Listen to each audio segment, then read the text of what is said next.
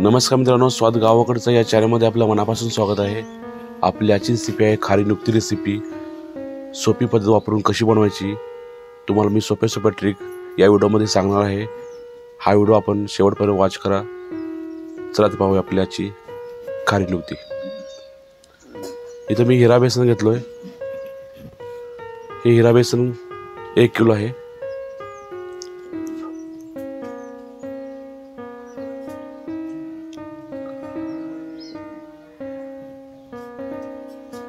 चाळणीच्या साहाय्याने मी चाळून घेतलोय। मित्रांनो, स्वाद गावाकडच्या रेसिपी आपल्याला कशा आवडतात कमेंट बॉक्समध्ये नक्की सांगा। व जर कुठली रेसिपी आपल्याला आवडली असेल तर लाईक शेअर सबस्क्राईब करा विसरू नका। आणि मला कमेंटमध्ये सांगा हा व्हिडिओ आपल्याला कसा वाटला हे कमेंट करून नक्की सांगा। मी चाळून घेतलेलं पीठ मी या पातेल्यामध्ये घेतोय।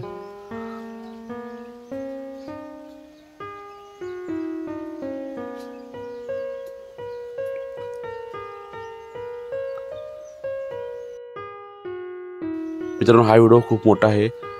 मी हा व्हिडिओ तुम्हाला कट करून दाखवतोय। मी चवीप्रमाणे मीठ ॲड केलोय। यामध्ये मी ओवा घेतलोय। हाताच्या साहाय्याने मी चोळून घेतलोय।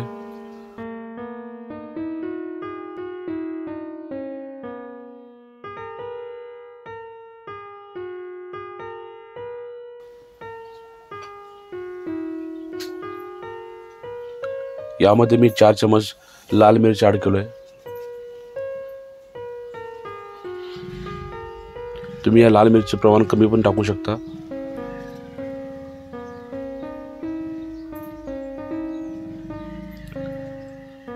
हे खाण्याचा सोडा आहे, थोडासा घेतलंय मी।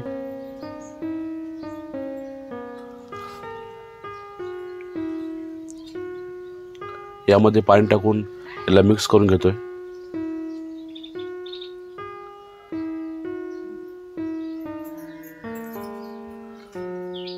खारी नुकतीसाठी पीठ आपल्याला किती पातळ किंवा घट्ट करायचं आहे मी आपल्याला सांगणार आहे।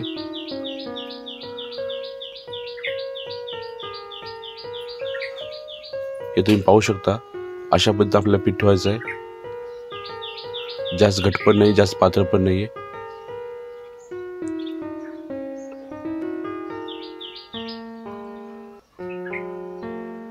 तुम्हाला व्हिडिओ मी कट करून दाखवतोय कारण आपला जेणेकरून आपला व्हिडिओ आपला मोठा होऊ नये यासाठी। मी तेल अगोदर गरम करायला ठेवलं होतं।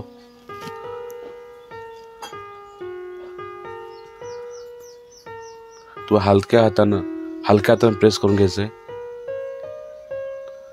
जर तुम्ही प्रेस जास्त केलात तर आपली जी नुकती आहे खारी ती खूप मोठे प्रमाणात होईल आणि लांबसर होईल। तुम्ही हलक्या हातानं प्रेस केलं तर ते गोल होईल आणि लहान पण होईल।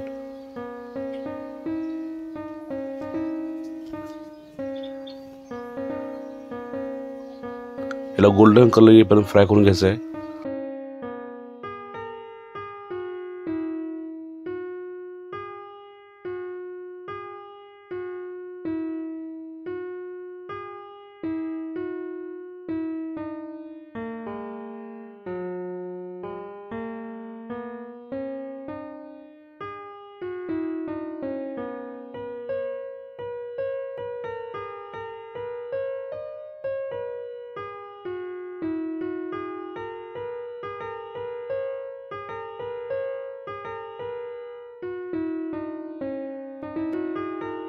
हे तुम्ही पाहू शकता, आपला नुकतीला गोल्डन कलर आलेला आहे। याला मी बाजूला काढून घेतोय।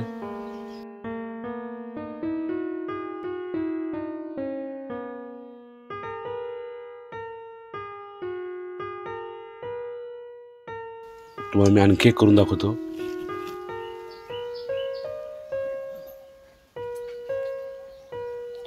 जेवढं तुम्ही हलक्या हाताने प्रेस कराल तेवढी नुकती आपली गोल होईल।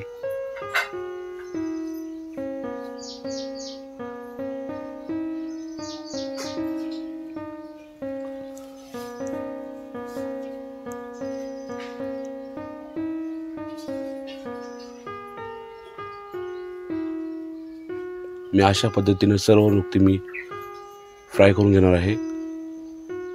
व शेवटला 2 वाटी मी पीठ साईडला ठेवलोय कारण मी याच्यामध्ये कलर पण नुकती ॲड करणार आहे।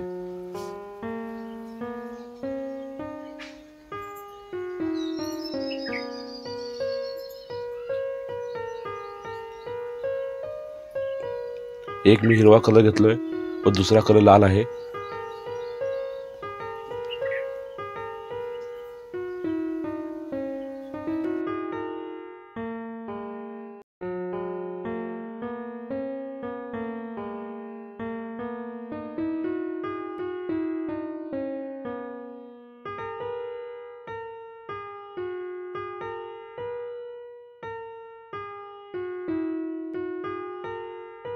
यामध्ये मी 2 कलर ॲड केलोय, हिरवा कलर व लाल कलर. तुम्ही कलर जर नाही ॲड केला तरीही चालेल. मी व्हिडिओमध्ये दिसायला छान दिसेल यासाठी मी कलर ॲड केलोय.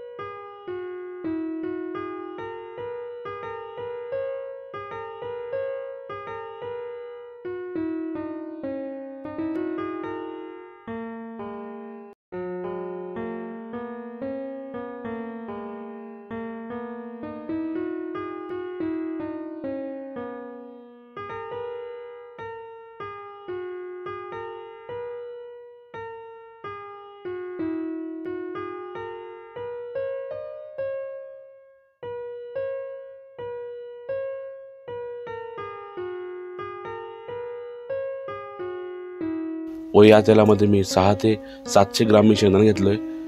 तुम्ही तुमच्या आवश्यकतेनुसार घेऊ शकता. 500 ग्राम घेतले तरी चालेल.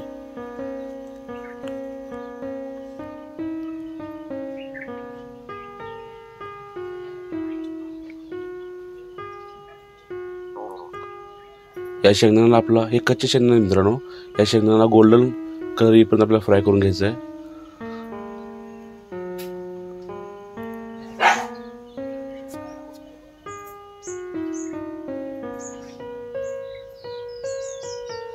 हे पाहू शकता आपल्या शेंगदाणा गोल्डन कलर आला आहे.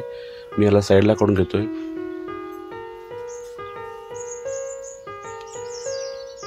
यामध्ये मी लसूण पाकळ्या घेतलोय.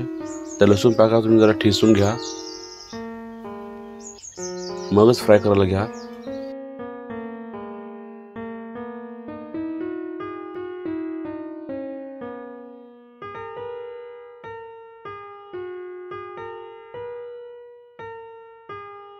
हे लसूण पाकळी आपली फ्राय झालेली आहे. यामध्ये मी कढीपत्ता ॲड करतोय.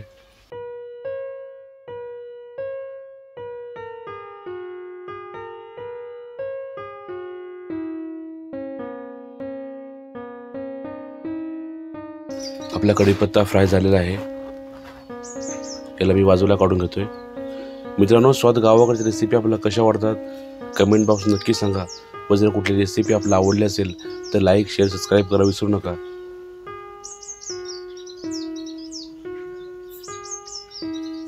आता आपण जे फ्राय करून घेतले आहे हे पूर्ण एका ताटामध्ये आहे, तुम्ही पाहू शकता.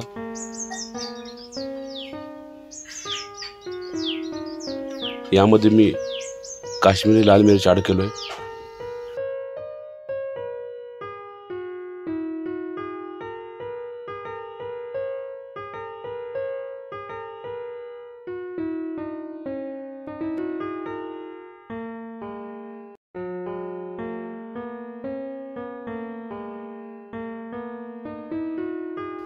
व यामध्ये मी सुहानाचा चाट मसाला घेतलोय.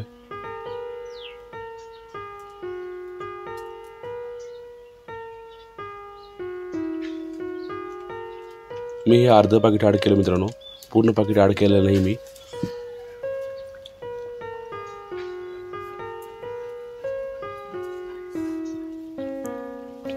व यामध्ये मी रामबंधू चिवडा मसाला ते पण थोडंसं ॲड केलोय.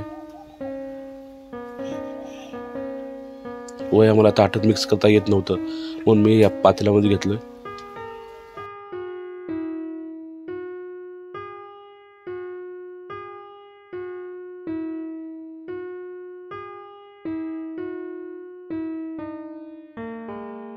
तुम्ही याला हाताच्या साहाय्यानं किंवा चाळणीच्या साहाय्यानं तुम्ही याला मिक्स करून घेऊ शकता.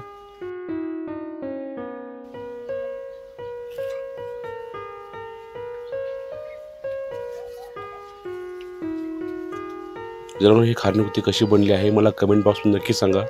आवडली तर लाईक शेअर सबस्क्राईब करायला विसरू नका.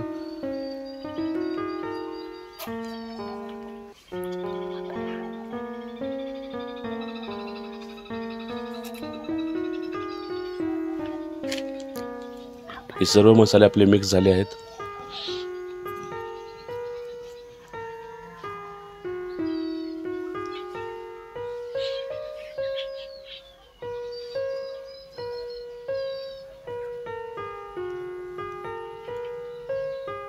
ही खारनुक्ती आपल्या खाण्यासाठी खूप खमंग व कुरकुरीत लागते. एक वेळेस नक्की ट्राय करा.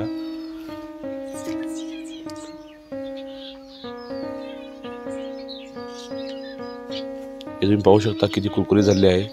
अशा दिवाळी रेसिपीज पाहण्यासाठी स्वाद गावकडचा या चॅनल सबस्क्राईब करा. यामध्ये मी कढीपत्ता ॲड करून घेतोय.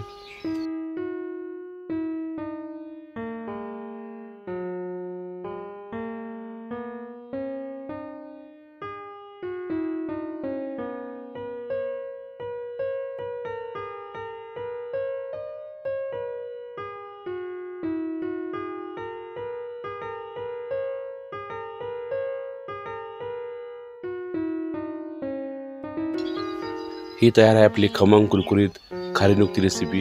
कशी वाटली कमेंट बॉक्समध्ये नक्की सांगा. व जर आवडली तर लाईक शेअर सबस्क्राईब करायला विसरू नका.